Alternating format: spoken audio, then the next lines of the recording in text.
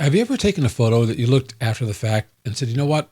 I didn't get the composition exactly the way I wanted to. I wish I could just expand this out a little bit more to the left, right, top or bottom, and just have a bit more of a structure to my photograph that maybe matches in the rule of thirds or some other compositional element that you want. That's what Luminar Neo's GenExpand tries to provide for you. It gives you a way using artificial intelligence to expand the border and add more to your photograph. Does it work? Well, we're going to take a look at that in this video. All right, let's take a look here at the Luminar Neo page for GenExpand. You can see where it's showing you a before photo. It does a little bit of thinking, and then after. So it gives you a swap between this, and you can see all this area on the side where it's going to expand that, and then end up with a photograph like this. Seems kind of magical, doesn't it? I want to point out a couple things as we're going through this. You can't expand something quite as much as this little short demo provides. So you can't do this much space on either side, much less that. So you'd have to go through that step by step. We're going to take a look at that inside of some of our photographs. All of the AI generative tools, GenExpand, GenSwap, GenErase, require an internet connection, and also it requires a subscription service. So if you've got the lifetime deal, you're not going to have those elements there because it costs money for them to do this. So in other words, you have to send your photographs, and Luminar Neo does this for you. It sends your photographs to their servers. The processing takes place there. They send you the results back. And because that takes money, that's why it's requiring a subscription of some form. So you keep in mind that if you're looking for these tools inside of a lifetime purchase that you made and it's not there, that's why. It's going to be a separate purchase, or it's going to be a separate subscription from your lifetime purchase. So that's something you can take a look at. If we look at pricing, you can see that they've got a few different plans per month and however many months you want to go out. So it's not terribly expensive. I've got a coupon code that can help you save 10%. I'll put that on the screen and it'll be in the description below, and that'll help you out a little bit. Okay, so here we are inside of Luminar Neo, and you can see over here on the side, I've got generative tools, GenErase, GenSwap, GenExpand. We're going to take a look at GenExpand. There are some photographs that work better than others when using this tool, and I think you'll probably see that when we try this out. So let's start off with this one over here. Now you can do this two ways. You can just go ahead and select the photo and click on GenExpand, or you can drag the photo over to GenExpand, and it'll start thinking. So in this one, I cropped off his feet. I was on a truck that was moving and, well, it wasn't my best shot. But let's go ahead and pull this down.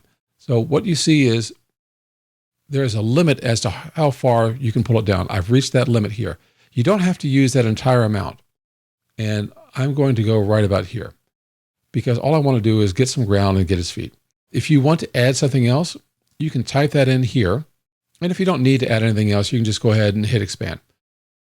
They recommend that you only do one side at a time. So rather than doing a little bit here and a little bit at the top or left and right, do one side at a time. Smaller increments work better. So I'm roughly thinking about here should be enough to get the end of his trunk and his feet. So we're going to go ahead and click expand and see what happens. And there we go. So if we look at this, those look like elephant feet, and it almost looks like it's got it right. So I've got 4 legs, I've got a trunk, and the trunk is going a little bit further than I want. I'd say if we probably zoomed in on this, it might look a little bit off, but you know what? For the most part, that's a fairly believable expansion. And now I've got a picture of my elephant with his feet and kind of the end of his trunk. So it's a little bit better. Now, if you save this, you're not going to lose your original. What it does is it creates a folder down here called Generative Creations, and that's where it keeps this one. My original photo, if I go back up to all photos, is right over here. So I haven't lost my original. I've simply added another photograph. All right, let's take a look at another image. This photograph is probably going to be much more complicated because I'm cut her off at the top over here, and what I want to do is I want to add up to the top, and we'll see what happens. So I'm going to basically, I'm going to take this photograph, click on GenExpand, and let's see if we can raise this up right about there. And we'll see what happens with this photograph.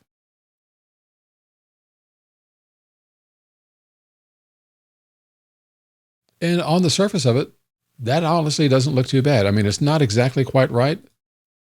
The colors are there. Let's go ahead. I'm going to save this one, and then we're going to zoom in on it. So let's open this up, and we'll get a little bit closer in. It looks almost like, in addition to the feathers, there's some hair up there, which probably wouldn't have been my choice. But also with something this wild, you don't know what the person who created this little mask would have put there. That's not terrible. I wouldn't have put the hair up there, but if you don't like the result that you get, you can simply click expand and it'll give it another shot. So you get different results each time that it tries. All right, let's go back to our photos again. I kind of like trying this on a portrait orientation photograph. So here's another one where I've cut off her elbow and her hand over here. I'm going to play it safe. I'm going to see if I can get the elbow back. And all I want to do here is drag this out a little bit. That should be plenty of room.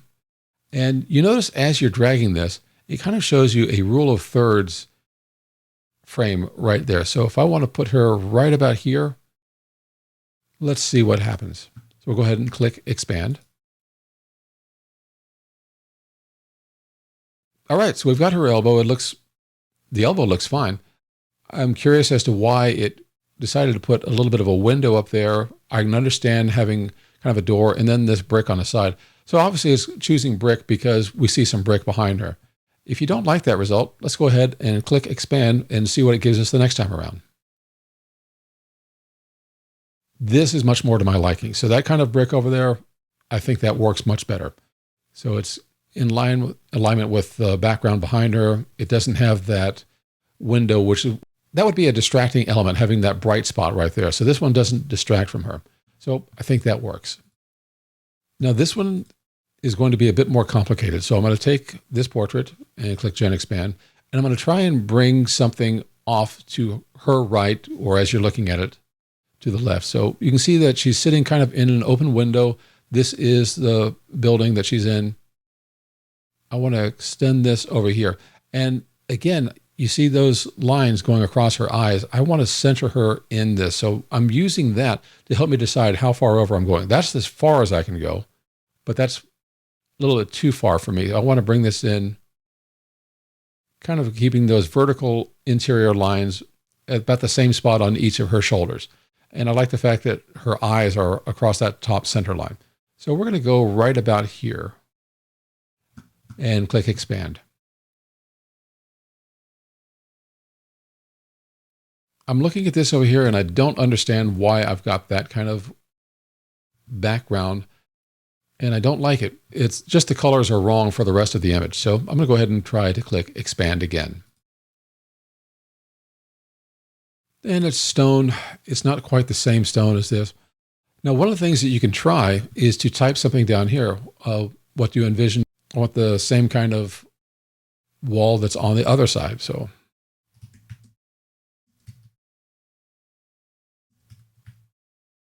and I don't know if that's going to make any sense to the AI or not, but let's have some fun and find out.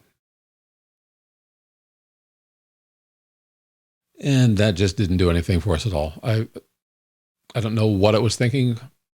And that's the problem with generative AI. You can try and put something in there, but you may not get the results you expect or anticipate. Perhaps my description of, same kind of wall as on the right side just simply didn't work out well. And if you don't like it, well, you can always come up here and cancel and say that photo didn't work. We can try a few other things, and let's go ahead and try something that's maybe not a portrait. And I'm going to choose this landscape photo down here. And if we try to do too much at one time, let's see what happens. I want to expand all the way around. And this is going against kind of the guidelines that they give you as far as how much expansion you should try in one go.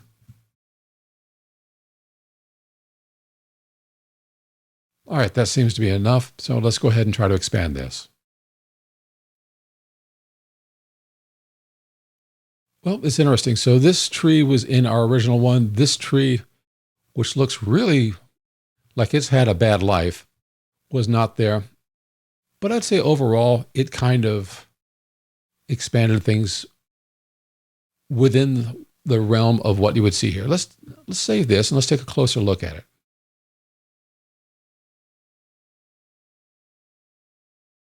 And what I want to do is I want to look at the edges where it expanded it. There are times if you have a really large megapixel camera that you don't get quite the same quality of detail where it expanded as where it was photographed. And we're seeing that a bit here. So you can see this tree, nice, sharp, well-defined. This one is the one that it created. It seems a bit blurry, a little bit muddy. And you can see kind of a line here from where the grass is that was in the photograph and where it was expanded. So this is not quite the same. So if you printed this out, it probably wouldn't stand up to scrutiny. And if we come over here, we see a little bit of the same thing. This tree looks like different parts and pieces that were put together. And you do get some weird looking trees in places. But again, the definition or the quality of that tree is just not the same as the quality we see within the photograph. The grass over here, it looks just a little bit blurry compared to this. So I'd say this, what I did here was beyond what it's supposed to be able to handle. It gives you advice inside of the tool. It says for best results, expand one edge at a time. So I tried to do all 4 edges at a time. And that's why the results I got were not quite as good. This is going to be particularly true if you have a higher megapixel camera. So this one is not so bad as far as the megapixels. I mean, you can see it up here. This is from a Canon EOS 5D Mark III and 7132 by 4579. That's pretty decent megapixel. If you've got something else that maybe runs like 60 megapixels, you might see worse degradation on the side. So it really depends on how large is the photograph that you're trying to expand, is what kind of results you're going to get back. It can't compete with some of the ultra large megapixel sensors that we have on cameras these days. All right, let's go back. I'm going to select this photo, and basically I want to see if I can't center her. So I've got that selected. I'll click on GenExpand. And let's move this edge over. And that's as far as I can take it. I mean, it gives me a hard stop there. But that's close to where I want to be, not quite there. So what we're going to do is expand it once, and then if we can, we'll go back and expand it just a little bit more. All right, as you can see, it has tried to take something from her skirt, or those shorts, I can't remember from that photo shoot, rather than the brick wall. I would have thought that it would have tried to replace it with brick wall. So let's redo this one. I'm going to give it an instruction to use the brick background.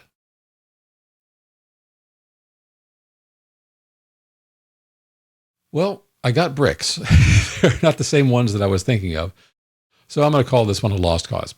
And unfortunately, we're at the beginning of generative AI as this is coming out. There are places where it works very well. There are places where it just totally confuses me. And that's true of all of the generative AI tools that are in Luminar Neo right now. So is this something that you want to get? It depends on how often that you need to recompose something, and are you going to be able to get the results that you want? The more you can work with a very plain background, I think the better your results are going to be. Sometimes when you're typing in what you want down here, or if there's more complex issues inside of the background, or it's going to choose from a source that you did not anticipate, then you're probably going to get some strange results like we have with this photo. So I'm going to cancel this one. Let's try one more. We're going to take this photograph over here.